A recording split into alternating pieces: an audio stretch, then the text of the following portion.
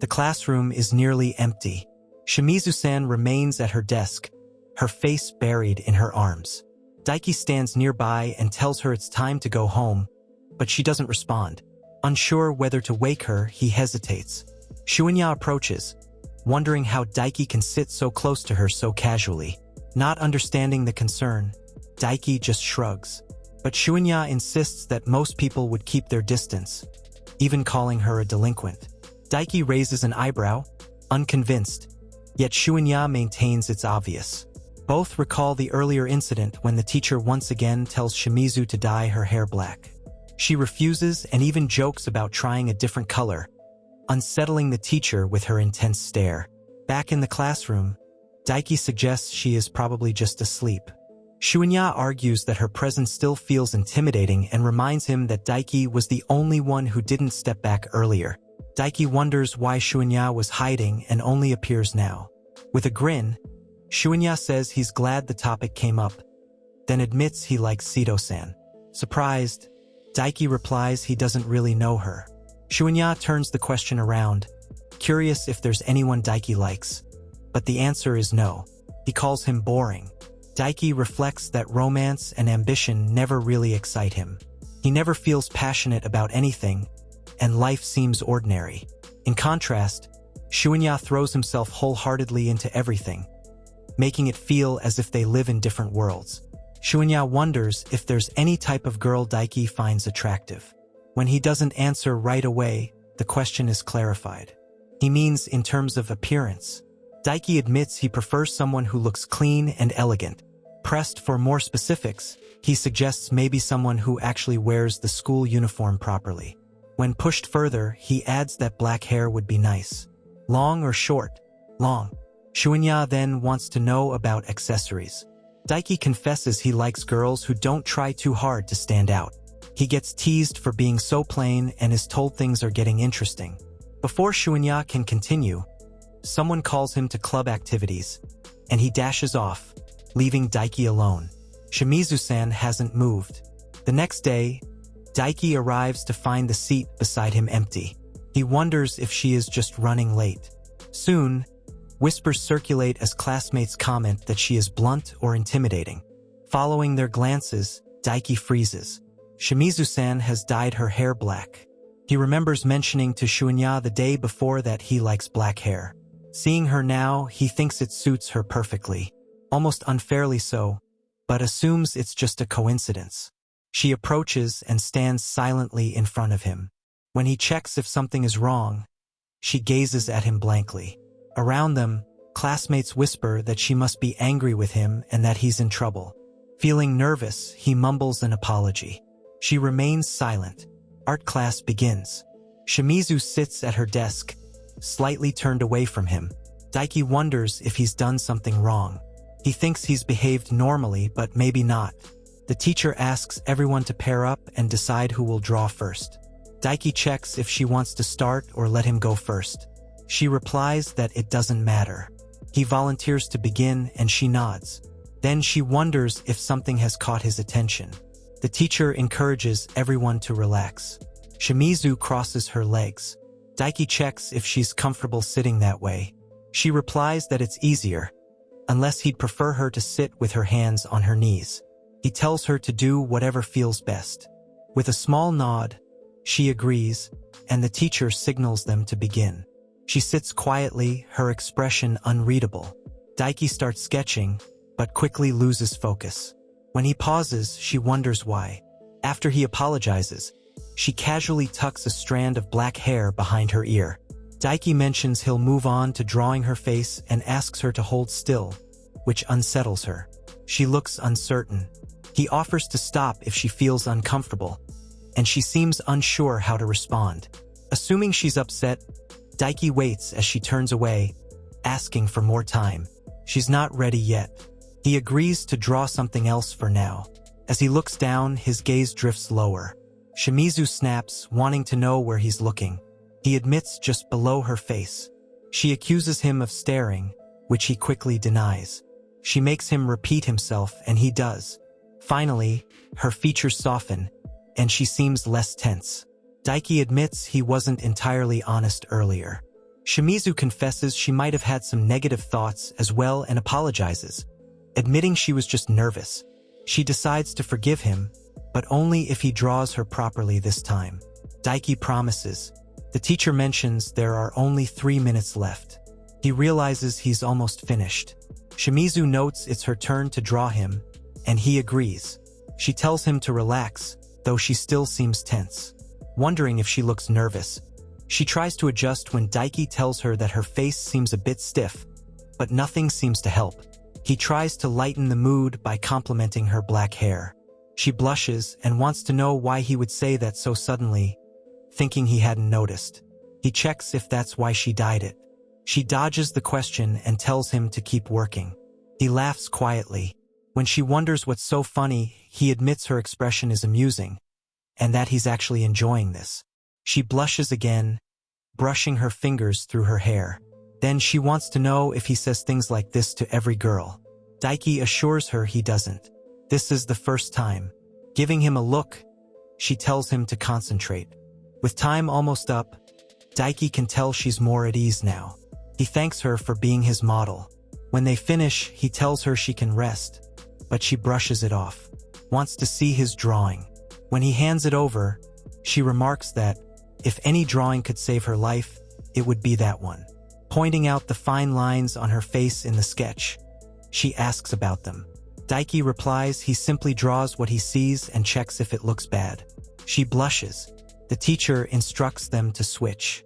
Daiki checks if she wants him to pose a certain way, but she leaves it up to him. When he sits down, she hides behind her sketchbook, telling him not to stare so much. He wonders which way to look. She says it her, then changes her mind. She looks just as confused as he feels. Later, on the way home, Shimizu absent-mindedly touches her hair. Daiki's words echo in her mind. That black hair truly does suit her. The day she dyes it quietly marks the beginning of something new. It's lunchtime, and Shunya, with intense curiosity, wants to know why Daiki always buys sandwiches from the cafeteria. Daiki explains that every morning when he wakes up, he's always tired, so there's no way he can make sandwiches for himself for lunch. Shunya, continuing the conversation that many high school boys dream about, wonders aloud if he would accept a sandwich for lunch if it were made by the girl he liked. The thought alone brings a look of happiness to Daiki's face, and he admits that having lunch under those circumstances would make him excited to eat every now and then. When the conversation turns to food preferences, he mentions that an omelet with pork would be a nice meal to have. The discussion soon shifts to attending a cooking class the next day, and the possibility of tasting food from another group. Both of them unaware that Shimizu is within earshot, overhearing every word.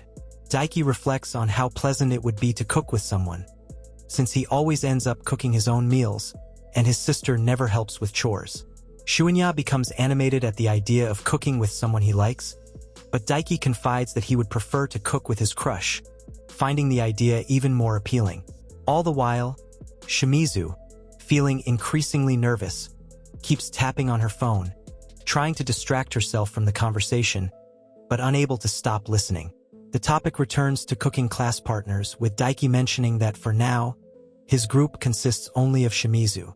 This revelation prompts Shunya to quietly note that he has never actually seen her in the cooking class before, but after this aside, both boys share their hopes and wishes for the activities planned for tomorrow. On the day of the class, the teacher announces that the group will be making sautéed vegetables as already decided. However, a surprise awaits everyone when it is revealed that there is a new participant. The entire class is shocked to see Shimizu joining the session, but Daiki, instead of being surprised, greets her with enthusiasm and wishes her good luck, encouraging her to work hard now that they're in the same group. She appears nervous, but the teacher instructs everyone to begin cooking. The initial task of cutting vegetables comes up, and Daiki volunteers to handle it, acknowledging that while it's tough, he can get the job done. Shimizu announces her willingness to help him with the vegetable cutting. Shunya, though admittedly a bit intimidated by her, offers to help as well. Daiki insists that he can manage, but she reasons the work will go much faster if he accepts help. So he agrees. Even though she still seems nervous, Shimizu assures him that he can rely on her and suggests leaving the chopping to her. Still feeling uneasy about assigning the entire task, he proposes that they take turns and work in shifts. A large cabbage is handed to Shimizu with the request to cut it into a suitable size, while Daiki turns his attention to preparing the carrots. Suddenly, she slams the cabbage onto the cutting board and grips the knife in an unsettling manner, almost like a serial killer. The sight makes him uneasy, prompting him to nervously ask her to lower the knife. Shimizu, confused, points out that he had asked her to cut the cabbage. He then demonstrates the proper way to hold the knife. She's still quite anxious and admits her nerves are affecting her. Daiki acknowledges that cooking in front of an audience can be intimidating, but reminds her that she can ask for help anytime. Nevertheless, Shimizu resumes with the same awkward technique, holding the knife high with an almost menacing intent, prompting a more urgent correction from Daiki. She explains she was thinking of cutting the cabbage into small strips, but he reminds her that, for sautéed vegetables, the pieces shouldn't be too tiny, otherwise the cabbage will be grated instead of sautéed. Following his instructions, she manages to cut the cabbage correctly, and he expresses his appreciation for her effort and improvement. The next vegetable is the onion. Shimizu gets ready to chop, but Daiki advises her to hold her hand like a cat's paw for safety. Instead, she lifts both hands, unintentionally making it look as though she's preparing for a confrontation. He gently intervenes, explains the technique, and demonstrates by guiding her hand. The experience leaves her flustered, while Daiki wonders if she dislikes being touched. Despite the awkwardness, he helps her with the chopping process, which draws the attention of the rest of the class, until her sharp glare scares them back into working. A sense of guilt settles over Shimizu for causing a scene, but Daiki remains calm and supportive, teaching her patiently. With his assistance, she manages to chop the onion and, with a hint of pride, announces that she has learned the cat's paw technique. She remains unaware that Daiki secretly thinks she looks as cute as a kitten. Together, they finish cooking the sautéed vegetables. After tasting her dish, Shimizu is pleasantly surprised, happy that it turned out well, and Daiki agrees that the dish is flavorful. Later, curiosity nudges her to ask what he thought about cooking together. Daiki admits he was initially worried she might injure him, which makes her a little sad, but he quickly adds that he actually enjoyed cooking with her. Looking at him in awe, Shimizu shyly suggests that they could cook together more often. This response brings happiness to Daiki, who had feared she would reject the idea. In the end, he realizes one of his many wishes has now come true. Later that day, back at home, Shimizu tries to relax by taking a bath, but her mind keeps racing. Thoughts about Daiki's strong hands and the way he praised her skills occupy her mind. The shyness is overwhelming at first, but then logic tries to take over, reminding her that he could have admired anyone with cooking skills, not just her. She tries to stop herself from spiraling into negative thoughts and attempts to focus on something else, when suddenly she remembers his words about how homemade lunches are the best. Without warning, her older sister bursts into the washroom cheerfully, wrapped only in a towel, startling her. The sister, completely unbothered, wonders if she can help wash her back. Shimizu tries to get her to wait until she's finished, but her sister is persistent, insisting that now is the perfect opportunity to talk about romance. Eventually, Shimizu gives in and ends up telling her the whole story.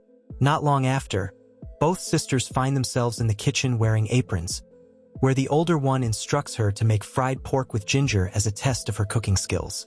However, Shimizu manages to ruin the entire dish, leaving nothing but burnt pieces. Shimizu admits her failure, but her sister still refuses to give up. The next day, they are back in the kitchen.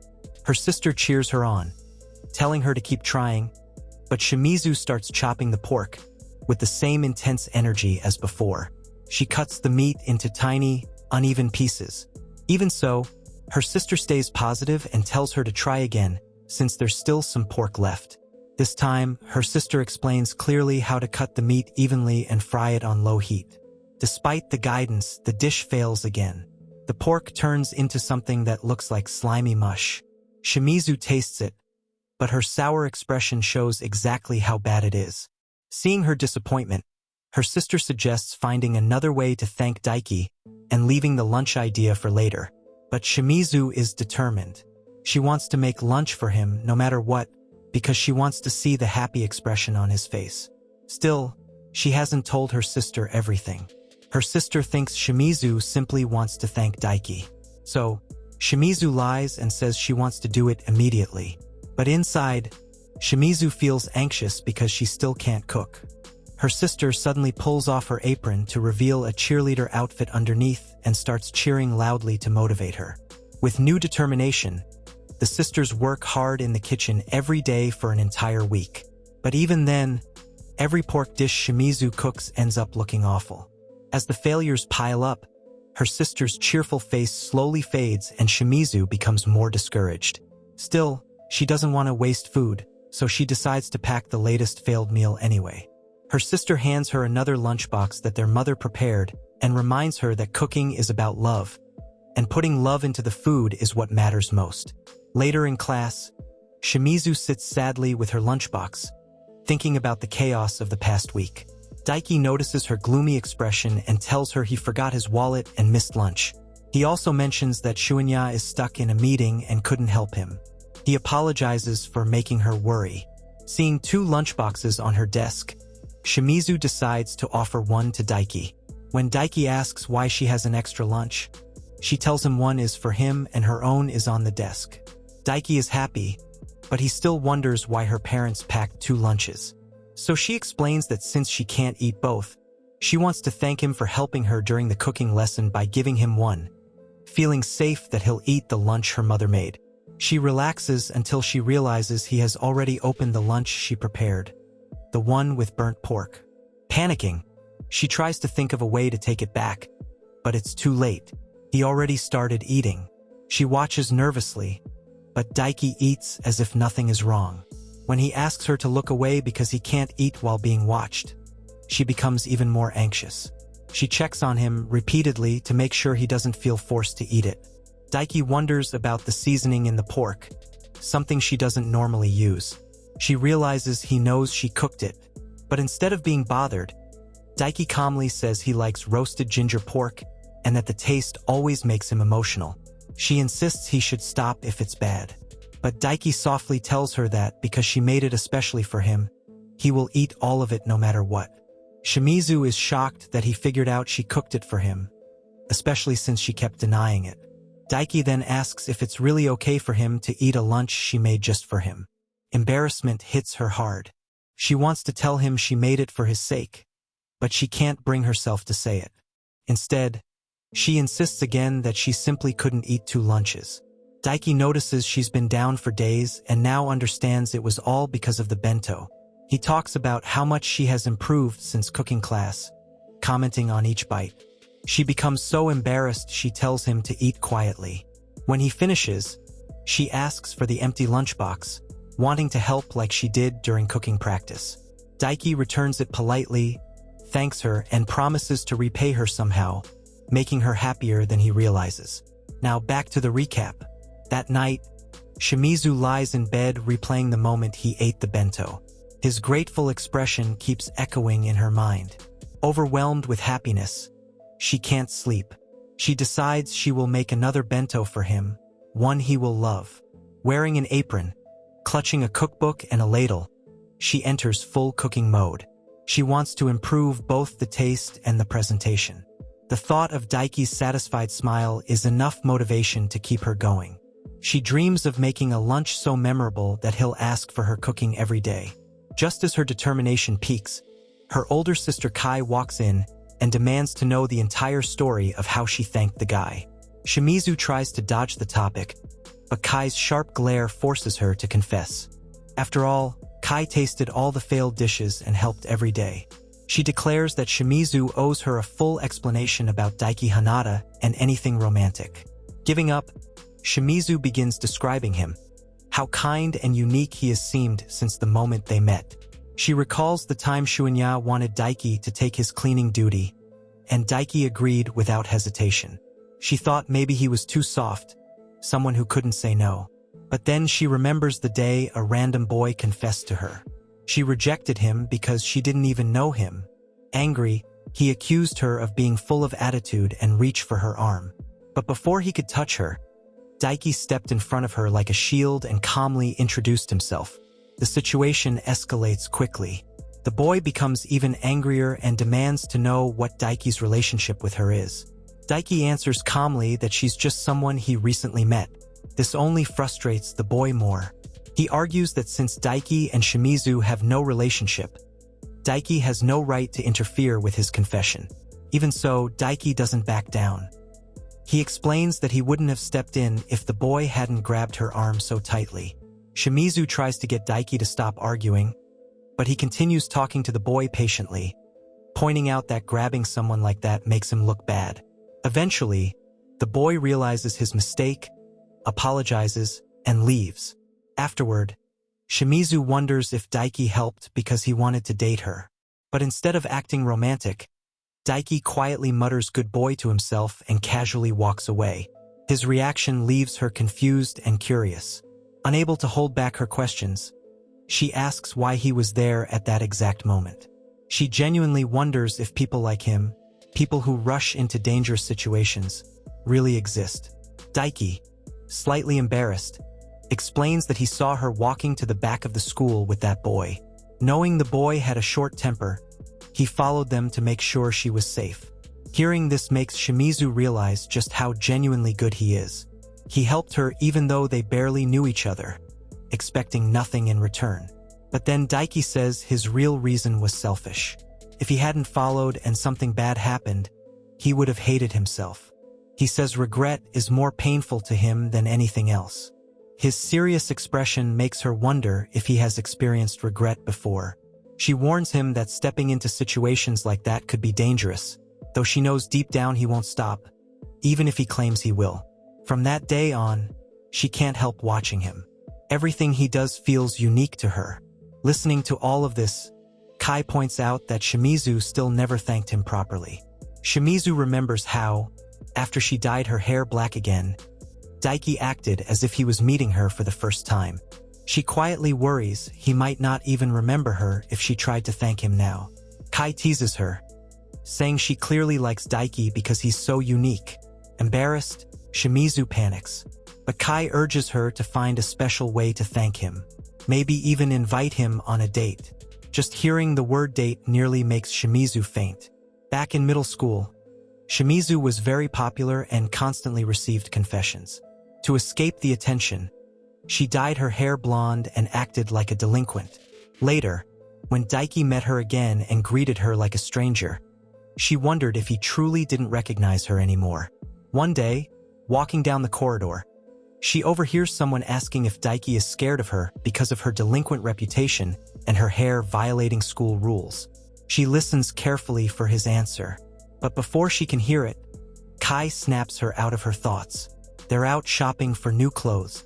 Kai, always ready to tease, asks if Shimizu is blushing because she's thinking about Daiki. Shimizu gets flustered and denies it, claiming he isn't the type to judge people by appearance. Still, she secretly wants to look good for him. Meanwhile, Daiki's sister, Kino, sends him to the mall to pick up a game she reserved. At first, he tells her to go herself, but knowing she hates going out, he ends up agreeing. She thanks him, and he realizes he can never refuse his little sister's requests. After picking up the game and receiving a reward, Daiki heads home. That's when he spots familiar black hair in the crowd and calls out to Shimizu. She freezes in shock. Kai greets Daiki first. He recognizes her but forgets her name. So Kai proudly introduces herself as the student council's vice president. When Kai asks why he's at the mall, Daiki explains he's there to pick up a game for his sister. Kai instantly begins plotting. She asks if he has any other plans, and when he says no, she invites him to join them. Without noticing Shimizu's panic, she arranges lunch for all three. Daiki can't refuse and ends up joining them. Kai immediately starts asking him questions about his sister while guiding the conversation however she wants. Suddenly, she bluntly asks who he thinks is prettier, Kai or Shimizu. Without hesitation, Daiki answers that Shimizu isn't just pretty, she's far more beautiful. The compliment hits Shimizu so hard. She quickly excuses herself to get a drink.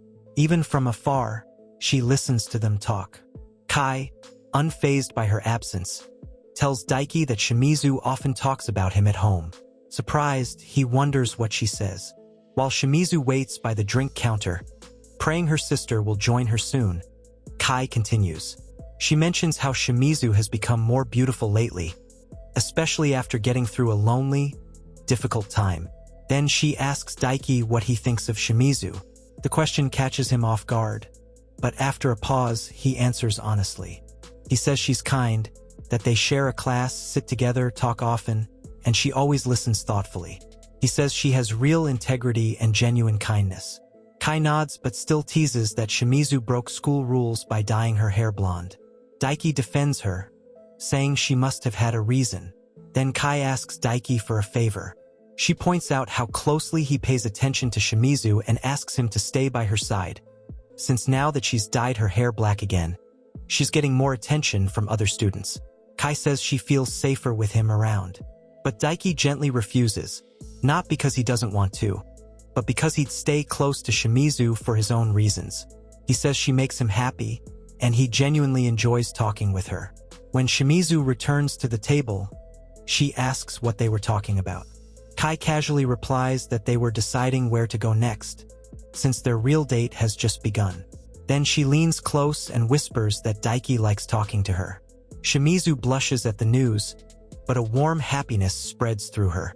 She realizes that her sister has spoken directly to Daiki about her, and a mix of embarrassment and frustration bubbles up. Kai, however, doesn't seem to care. With that, she continues to drag both Shimizu and Daiki along, determined to make the most of their unexpected outing. During their trip, the three of them end up shopping for clothes. Kai insists that Shimizu needs Daiki's opinion on her choices and wants a guy's perspective. While Shimizu wanders off to look for outfits, she quietly apologizes to Daiki for dragging him along. He smiles and changes the topic, asking why she avoids wearing skirts.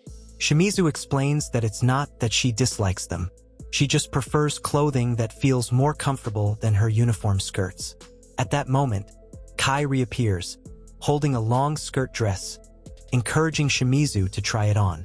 Uninterested, Shimizu declines, so her sister tries it on herself.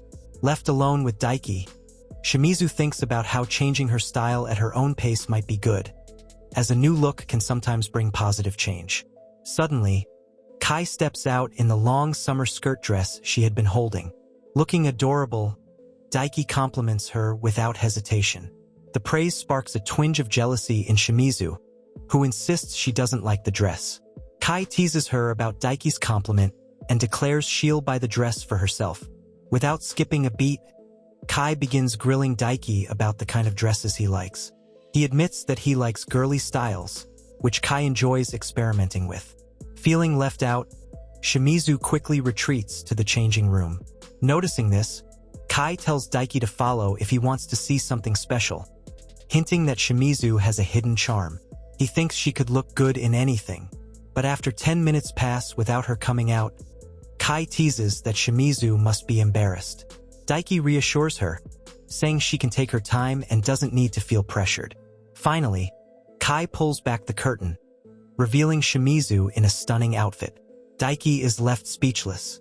Nervous, Shimizu quietly asks for his opinion, uncertain how he will react. For a moment, he is at a loss for words, making her worry that the dress doesn't suit her. Then he apologizes for his silence, explaining that he's just caught off guard by how beautiful she looks. The heartfelt compliment makes her eyes shine with happiness. Daiki continues to praise both her usual style and how lovely she looks now. Overwhelmed and embarrassed by her sister's teasing, Shimizu hurries back to change into her regular clothes. In the end, she decides to buy the dress, leaving Daiki deep in thought, wondering when he might get to see her wear it again. Sensing his distraction, she asks what he's thinking. He casually repeats that the dress really suits her, causing her to blush even more. Meanwhile, Kai signals to Daiki that Shimizu bought the dress just for him to see, but Shimizu insists her purchase was only for a change of pace. The sisters begin bickering playfully, as Shimizu struggles to express her feelings. while Daiki quietly thinks about how seeing her in such a cute dress unsettles him. As the shopping trip winds down, Kai asks where they should go next. She declares that shopping is over and wants Daiki to join them at the arcade. Shimizu worries he might decline, but he happily agrees to play a few games before heading home. Perhaps for all of them, this is the start of a new chapter. Their first game is the crane machine. Shimizu tries to win a teddy bear that resembles Daiki, but despite her best efforts, she fails. Kai calls them to try other games. Shimizu leaves the crane machine and the bear behind, promising herself she can play again later. Next, all three play slingshot.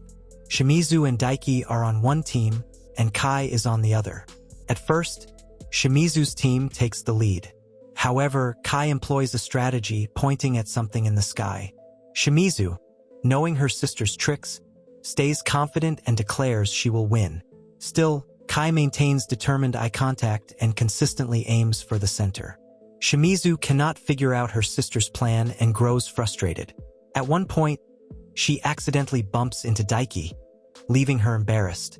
When he asks if she's okay, her embarrassment prevents her from answering. Meanwhile, Kai announces the prize. The winner gets to command the loser. Shimizu is unfamiliar with the rule, but notes that their team has already won one of 2 games, giving them a possible advantage. She tries to keep pace, but Kai senses her lack of confidence and continues to push. Daiki reassures them that he's happy as long as everyone is enjoying themselves. Because Shimizu has a partner, the competition becomes more serious. Suddenly, Kai scores a decisive goal, leaving Shimizu stunned by her loss. Kai celebrates her right to give orders, while Shimizu regrets losing, especially because Daiki also has to follow the winner's commands. Shimizu volunteers to take responsibility for both herself and Daiki since she dragged him into the game, but he objects. Both sisters agree to the arrangement anyway. Kai then leads them to the Purika photo booths, revealing that Shimizu must cosplay. Shimizu feels anxious when she learns she cannot choose her costume. Both sisters leave Daiki behind to enter the changing room. Kai selects a maid outfit for Shimizu, who takes extra time to prepare mentally, fearing the outfit is too revealing and worried Daiki might be disgusted. Finally, she emerges in the outfit.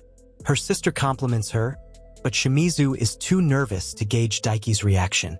When he remarks that it suits her, she is pleasantly surprised that he isn't put off. They proceed to take photos together. After taking pictures with her sister, Kai invites Daiki to join them. When all three enter for a group photo, Kai briefly steps out, encouraging Shimizu and Daiki to take pictures alone.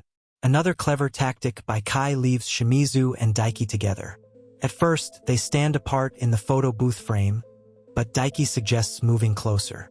Slowly, they end up side by side. Kai teases Shimizu for becoming bold. She offers to decorate the photos, but Shimizu declines. Daiki admits he isn't skilled at decorating, so Kai takes charge. During this, Daiki surprises Shimizu by pulling out the bear from the crane machine. He explains that he won it for her and would be happy if she accepted it. Shimizu hesitantly takes the bear.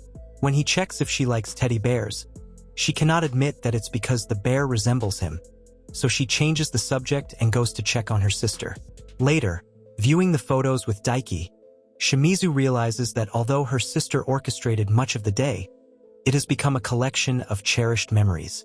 On the bus ride home, Shimizu and Daiki sit together, realizing for the first time that they live so close to each other. Her sister has gone ahead to run errands, instructing them to go home together. Shimizu explains that her sister is pushy and always drags her around, but Daiki sees it differently, appreciating how freely her sister can speak with him. Shimizu notes that Daiki should see her sister at home, especially when she complains about not understanding something before exams. Daiki assumes her sister must be hardworking. Shimizu realizes she has started bad-mouthing her sister, but Daiki's admiration for her sibling makes her feel he then points out that Shimizu herself has many admirable qualities. Taking initiative in helping others, cooking in class, and even making lunch for him. Her face heats up as he continues listing her good qualities, and she asks him to stop just as the train announces their stop. When they exit, it's raining. Daiki asks about her umbrella and offers to share his. Shimizu declines, saying she can call her parents and reassures him he doesn't need to worry. He heads home, but Shimizu remains standing, having lied about her parents, who won't be home until evening. She regrets not bringing her umbrella, but at least she got to spend the day with him. Clutching the teddy bear, she finds comfort in its presence, recalling the expression on Daiki's face when she wore that dress. That's why she bought both the dress and the plush bear. Suddenly, she hears her name called. At first, she thinks she's imagining things, but then she sees Daiki standing there with his umbrella open. She wonders why he returned, and he explains that he suspected she hadn't left yet and came back to share his umbrella and walk home together. Embarrassed, Shimizu listens as he apologizes for not buying another umbrella since the store was sold out. She thanks him for not spending extra money on her. She worries about him catching a cold and asks him to move closer under the umbrella. He comments on how kind she is, but Shimizu thinks he is even kinder for walking back, just in case she was still there. Daiki explains he does it to avoid future regret, which reminds Shimizu of something he said before. She wonders if he has regrets from the past. He opens up, telling her about a friend named Yu. One day, older boys tease them at the park. Daiki looked to you for support, but you stayed silent, so he did too. The next day, you never returned to the park. From that moment, Daiki resolved not to have regrets. If he could go back, he would have told you how much he valued their friendship. Shimizu apologizes for bringing up a painful memory, but Daiki reassures her that he cherishes the good memories and is happy in the present, especially spending time with her. Shimizu becomes so flustered, she nearly stumbles in the rain, prompting Daiki to steady her. She insists it's only because of what he said, but he disagrees. He says it's not strange. He's happy to open up because he enjoys their time together. His words replay in her mind, making her nervous as she realizes how handsome he is and wishes she could be more feminine. Daiki notices her nerves and admits he's also nervous, since it's his first time sharing an umbrella with someone. Shimizu agrees that being close makes her heart flutter. At that, her mind goes blank, and when the rain stops, she dashes toward home. Later that night, Shimizu can't stop thinking about Daiki. His words replay constantly. The way he says he likes her company, notices her listening carefully, thinks she is beautiful and enjoys being with her. She feels embarrassed and shy, almost resenting him for making her blush so much alone in her bed. She regrets that day and wishes she had been closer to him, worried about facing him at school the next day. The following day, in an empty classroom, Daiki is lost in thought about the previous day. The events were so memorable that Shunya has to shake him just to get his attention. When Shunya asks what he's thinking, Daiki explains he's remembering everything that happened, including meeting Shimizu at the mall. Shunya is shocked, barely believing Daiki went on a date with Shimizu and her sister. Daiki wonders how Shunya knows about Shimizu's sister. Shunya explains that Daiki doesn't realize Kai is the vice president of the student council and very popular. Both sisters are known for their looks.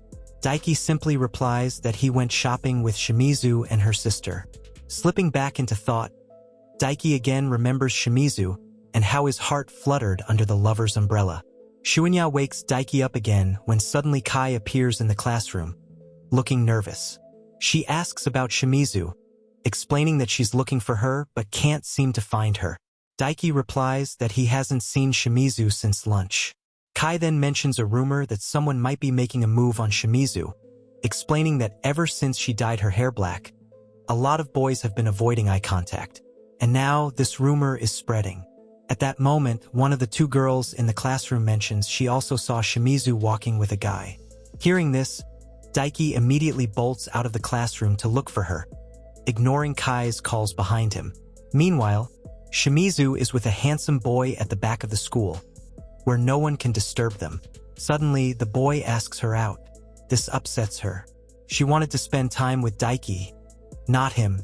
The boy says that ever since she dyed her hair black, she looks cuter and more beautiful. Shimizu's thoughts drift, wondering if Daiki also likes her black hair. Shimizu refuses, saying she doesn't even know his name or him at all. She insists that if he's confessing just because she looks cute, there are plenty of other girls he could pursue. The boy tries to calm her, but she explains that relationships should follow a proper sequence. First spend time together, then develop feelings, and only then confess. The boy thinks she's naive, but still wonders if he can change her mind. Shimizu becomes annoyed and firmly tells him she will never change her mind. When he asks if they can at least be friends, she simply turns and walks away, saying she isn't interested in anyone with ulterior motives. The boy remains calm, appearing mature despite her rejection. However, when she turns to leave, he suddenly grows angry, feeling that after putting so much effort into confessing, she is treating him poorly. He steps forward, grabbing her hand tightly. Shimizu thinks back to middle school, realizing this same scenario had happened before. She fears it will keep happening every time she has black hair. Suddenly, Daiki appears, looking as if he just ran a marathon to get there. Shimizu is nervous and shocked. He has come to her aid again, just like before. Daiki, momentarily taken aback by her beauty, asks for a moment alone with Shimizu after spotting her with the boy. Shimizu moves closer to him. The other boy, irritated, complains that Daiki is ruining the moment. Shimizu clarifies that she doesn't want to talk to him, and that the conversation is over. The boy, now angry at being rejected, criticizes her face and attitude. Daiki intervenes, insisting that none of what he says about Shimizu is true. He explains that she has given him lunch, always listens when he needs to talk, and has countless good qualities. The boy then demands to know why Shimizu is so important to Daiki, and what their relationship is. Daiki responds honestly, declaring that she is someone very special to him. Hearing this, Shimizu nearly faints from shyness and embarrassment. Daiki continues, saying her clumsiness makes her even cuter, and the way she plays games is wonderful. He keeps listing her qualities while Shimizu listens intently, her heart fluttering as if it might stop. Finally, the other boy leaves, and Shimizu and Daiki are alone. Walking along the corridor together, both feel slightly embarrassed. Daiki is embarrassed at how much he keeps talking without thinking, while Shimizu, still overwhelmed, keeps replaying his words. She tells him he shouldn't jump into every situation, as it could have consequences. Daiki pauses, feeling as if he's heard that before. Then he wonders if they had met in middle school. Shimizu stops him, pointing out he was slow to notice. Daiki wishes she had told him sooner that they already knew each other. Admitting he didn't recognize her with blonde hair, he asks why she dyed her hair black again. Shimizu is embarrassed, but finally explains that she couldn't tell him before. Now she thanks him and runs away in embarrassment. Daiki is left unsure why his heart flutters so much, but realizes he likes everything about Shimizu. Later that night, Shimizu talks to her plush teddy bear as if it were Daiki. She can't stop replaying his words, especially how he said she is someone special to him, and wonders what he truly means. Her mind swirls with curiosity when Kai enters the room, teasingly pretending not to have heard anything. Seeing Shimizu's embarrassed face, Kai tries to cheer her up, insisting that Daiki actually wants to be with her. Shimizu mutters that Daiki is probably like that with everyone. Kai assures her otherwise, joking that she should go push him herself. When Shimizu tries to stop her, Kai mischievously asks if she wants Daiki to chase every girl. She then hints that she will seek help from her friend Yusuke, though she doesn't reveal her plan. The next day in class, Shunya asks Daiki why he ran off the previous day and managed to come back unharmed. Daiki apologizes for rushing out, but explains that he had to help Shimizu. He admits that when she thanked him, his heart fluttered. It was the most beautiful moment, and she looked especially cute. He says other girls are cute too, but it feels different with Shimizu. Daiki asks for advice, but Shunya refuses, saying he needs to discover this on his own. Shunya then shifts to his usual light-hearted talk about love, noting that he wants to do fun activities with someone he likes. Daiki suggests asking their soccer team manager, and Shunya replies that he'd be thrilled if his junior, Sito Mio, became the manager. The conversation is still ongoing when Kai suddenly bursts through the door, asking Daiki to come with her, just as Shimizu returns from the restroom. Daiki wants to finish talking with Shunya, but Shunya quickly excuses himself and heads to the library. Kai then takes both Daiki and Shimizu to meet her friend Yusuke, who first checks if they've given their consent. Kai assures him that they have, even though neither Daiki nor Shimizu knows exactly what they are consenting to. Yusuke introduces himself as the student council president and mentions that he has known the sisters since childhood. Daiki introduces himself as well, but notices how freely Yusuke is speaking with Shimizu, which makes him realize the two are already acquainted. Meanwhile, Shimizu realizes they are in her sister's clubroom, the astronomy enthusiast clubroom, and that Yusuke is trying to recruit both her and Daiki as new members. When she questions the reason, Yusuke explains that the club currently only has 3 members, and since he and Kai will be graduating, the club will be disbanded unless they recruit more members. Kai explains that she wants to have one last stargazing session on the rooftop, and needs Daiki and Shimizu to join. Still, there's the issue of getting permission, as neither as individuals nor as a club can approve it. Shimizu initially tells him to give up, but Yusuke counters that, with 5 members, they can get the necessary approval to use the rooftop. Daiki, thinking about his responsibilities at home, mentions that he can't stay too long on weekdays. However, Yusuke assures him that he can come and go as he pleases, which pleases Daiki, and he agrees to join. Kai adds that the club is mainly for relaxation, which slightly dampens Daiki's enthusiasm, as he had hoped for more than just casual conversation. Shimizu stands up to leave, saying she doesn't want to join, but Kai pulls her aside, insisting that it's a great opportunity. Shimizu confesses that she does want to join, but feels too embarrassed after Daiki called her special. Kai insists that stargazing together on the rooftop is the essence of romance, and if she doesn't join, Daiki might end up chatting with a second-year girl instead. Shimizu is so flustered that she nearly faints, but Kai's persuasion convinces her to agree. Daiki, wanting to reassure her, tells her that she can always join another club if she prefers, but secretly hopes she will choose the same club. When Shimizu finally announces her decision to join, Daiki feels satisfied, while Kai looks relieved and mentions that another cute girl wants to join as well. When the new member arrives, it turns out to be their adorable junior, Sodomio.